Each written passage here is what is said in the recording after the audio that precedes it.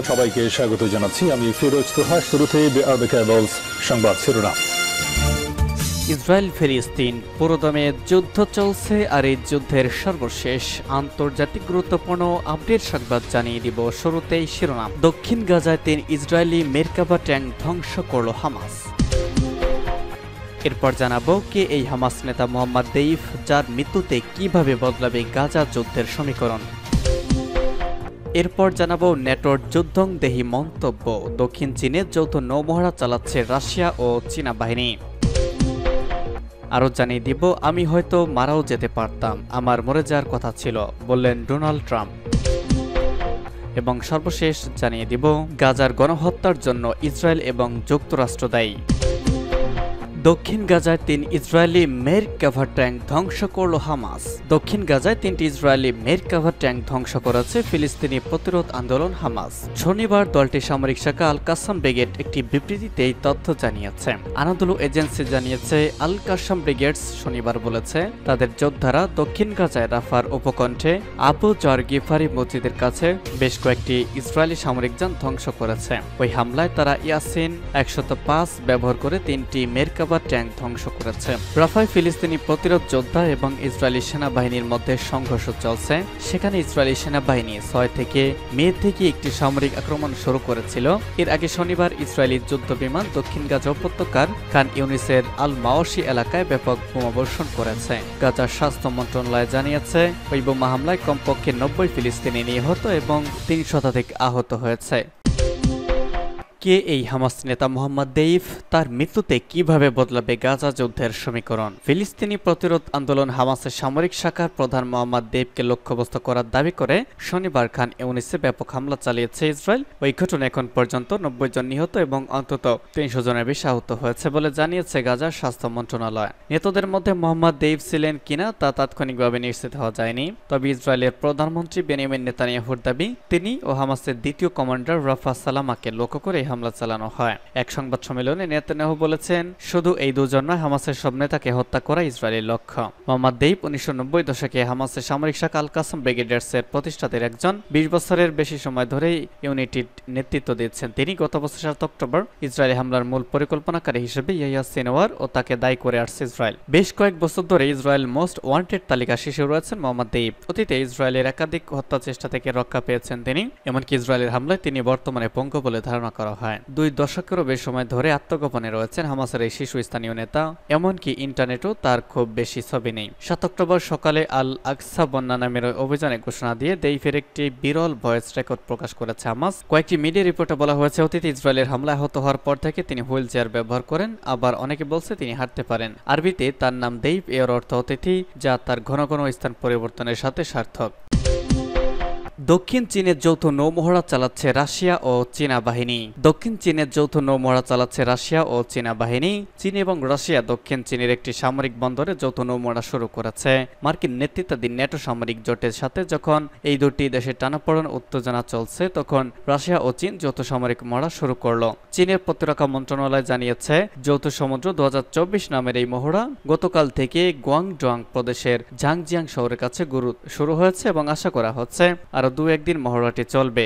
এদিকে ইউক্রেন সংঘাত অবসানের লক্ষ্য নিয়ে সম্প্রতি হাঙ্গেরির প্রধানমন্ত্রী ভিক্টর অরবান রাশিয়া সফর করেছেন এবং সে সময় তিনি রাশিয়ার প্রেসিডেন্ট ভ্লাদিমির পুতিনের সঙ্গে বৈঠক করেছেন। কিন্তু অরবানের এই সফরকে ভালোভাবে দেখছে না ইউরোপীয় নেতারা। চীনা প্রতিরক্ষা মন্ত্রণালয়ের বিবৃতি অনুসারে চীন ও রাশিয়ার সেনারা সম্প্রতি পশ্চিম ও উত্তর প্রশান্ত মহাসাগরে টহল দিয়েছে এবং আন্তর্জাতিক এই মহড়ার সাথে আঞ্চলিক পরিস্থিতির কোনো সম্পর্ক নেই। এছাড়া কোনো তৃতীয় পক্ষকে লক্ষ্য করেও এই মহড়া চালানো হচ্ছে না। চীনা রাষ্ট্রীয় সম্প্রচার মাধ্যম সিসিটিভি জানিয়েছে যৌথ মহড়ায় ক্ষেপণাস্ত্র বিরোধী মহড়া, সমুদ্র হামলা এবং বিমান প্রতিরক্ষা অন্তর্ভুক্ত থাকবে। মার্কিন গণমাধ্যম পলিটিকো বলেছে হাঙ্গেরিতে অনুষ্ঠিত এই সম্মেলনের পরিবর্তে ইউরোপীয় ইউনিয়নের পররাষ্ট্রনীতি বিষয়ে প্রধান জোসেফ বোরেল একই সময় পররাষ্ট্রমন্ত্রীদের নিয়ে অনানুষ্ঠানিকভাবে এবং আনুষ্ঠানিকভাবে একটি কাউন্সিল আয়োজন করার কথা বিবেচনা করছেন। এর মাধ্যমে হাঙ্গেরির প্রধানমন্ত্রী আমন্ত্রণে অনুষ্ঠিত সম্মেলন বয়কট করা সম্ভব হবে। পলিটিকো বলছে জার্মানি এবং ফ্রান্স সহ কয়েকটি সদস্য দেশের মধ্যে বিষয়টি নিয়ে আনুষ্ঠানিক এবং অনানুষ্ঠানিকভাবে আলোচনা হয়েছে।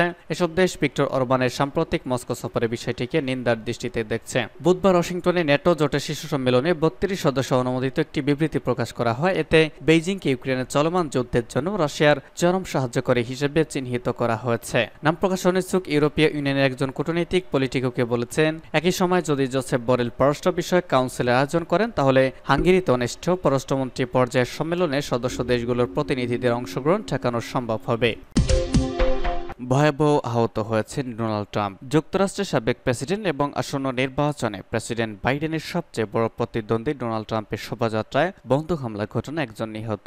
ডোনাল্ড ট্রাম্পকেও রক্তাক্ত অবস্থায় দেখা গেছে, তবে তার প্রচার অভিযান দলের কর্মকর্তারা জানিয়েছেন নিরাপদ আছেন তিনি। গতকাল যুক্তরাষ্ট্রের পেনসিলভানিয়া অঙ্গরাজ্যের বাটলার শহরে এই ঘটনা ঘটেছে। হামলাকারী নিজ আইন শৃঙ্খলা রক্ষাকারী বাহিনীর গুলিতে নিহত হয়েছেন। গোয়েন্দা কর্মকর্তারা জানিয়েছেন ট্রাম্পকে লক্ষ্য করে এই হামলা চালানো হয়েছিল এবং এটি ছিল একটি গুপ্ত হত্যার প্রচেষ্টা। আগামী নভেম্বর মাসে প্রেসিডেন্ট নির্বাচন হবে যুক্তরাষ্ট্রে। সেই নির্বাচনে রিপাবলিকান পার্টি প্রার্থী হিসেবে প্রতিদ্বন্দ্বিতা করেছেন ট্রাম্প। নির্বাচনের প্রচারে গতকাল বাটলার শহরে গিয়েছিলেন তিনি। সেখানে শোভাযাত্রা শেষে অস্থায়ী মঞ্চে বক্তব্য দিতে ওঠেন তিনি। তার এই কর্মসূচির লাইভ ভিডিওতে দেখা গেছে তিনি কথা বলা শুরু করার মাত্র পরপর একাধিক গুলির আওয়াজ উঠল এবং তিনি তার ডান হাত দিয়ে ডান দিকের কান চেপে ধরলেন। প্রায় 1 মিনিট পর তিনি যখন হাত নামালেন তখন তার কান ও মুখের রক্ত দেখা গেছে। সময় মুষ্টিবদ্ধ হাত উঁচিয়ে কয়েকবার make America great again slogan দিয়েছেন তিনি। অস্থায়ী মঞ্চে বক্তব্য দেওয়ার জন্য যখন উঠছিলেন ট্রাম্প তখন তার মাথায় make America great again slogan সম্মিলিত লাল ক্যাপ ছিল। তবে গুলির প্রায় 1 মিনিট পর যখন তাকে ফিরে দেখা গেল সে সময় তার মাথায় ক্যাপ ছিল না। র্যালিতে উপস্থিত একজন প্রত্যক্ষদর্শী বিবিসিকে বলেন, গুলির শব্দ শোনার পর তারা একজন রাইফেলধারীকে ছাদে হামাগুড়ি দিতে দেখেছেন। প্রেসিডেন্টের প্রচার শিবির থেকে জানানো হয়েছে রিপাবলিকান প্রেসিডেন্ট প্রার্থী সুস্থ আছেন, তাকে চিকিৎসা দেওয়া হচ্ছে। তাৎক্ষণিকভাবে দেয়া একটি বিবৃতিতে সাবেক প্রেসিডেন্টের বড় ছেলে ডোনাল্ড ট্রাম্প জুনিয়র বলেছেন, আমি এইমাত্র ফোনে বাবার সঙ্গে কথা বললাম এবং তিনি মানসিকভাবে চাঙ্গা আছেন। যুক্তরাষ্ট্রকে রক্ষা করতে তিনি তার লড়াই থামাবেন না।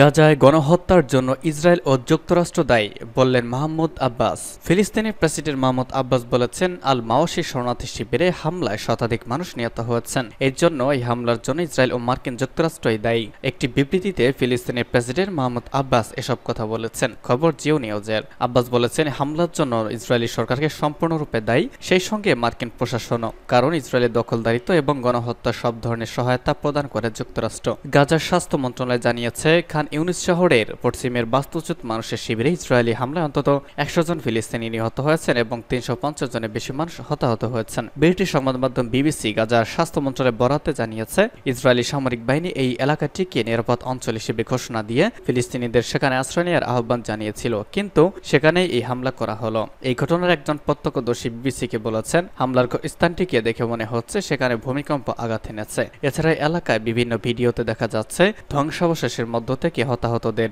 স্ট্রেচারে তোলা হচ্ছে। অন্যরা বলছেন, হামলার মাত্রা এত শক্তিশালী ছিল যে তাদের তাঁবু ভেঙে গেছে। মানুষের মরদেহ শরীরের অঙ্গ মাটিতে ছড়িয়ে ছিটিয়ে পড়ে রয়েছে। গাজা সিটির বাসিন্দা শেখ ইউসেফ বাস্তুচ্যুত হয়ে এখন আল মাওয়াসি এলাকায় বাস করেন। তিনি বলেন, আমি কোথায় ছিলাম বা কি ঘটেছিল তাও বলতে পারবো না। আমি তাঁবু রেখে আশেপাশে তাকিয়ে দেখলাম সব তাঁবু ভেঙে গেছে। মানুষের অঙ্গ প্রত্যঙ্গ সর্বত্র লাশ। বয়স্ক নারীরা মেঝেতে পড়ে আছেন। ছোট বাচ্চাদের লাশ টুকরো টুকরো হয়ে পড়ে আছে। তবে ইসরায়েলের দাবি, এবারের বিমান হামলায় ফিলিস্তিনি প্রতিরোধ যোদ্ধা দল হামাসের সামরিক বিভাগের প্রধান এবং 7 অক্টোবরের হামলার কথিত এক মাস্টারমাইন্ডকে নিশানা করেছে ইসরায়েলি সেনারা।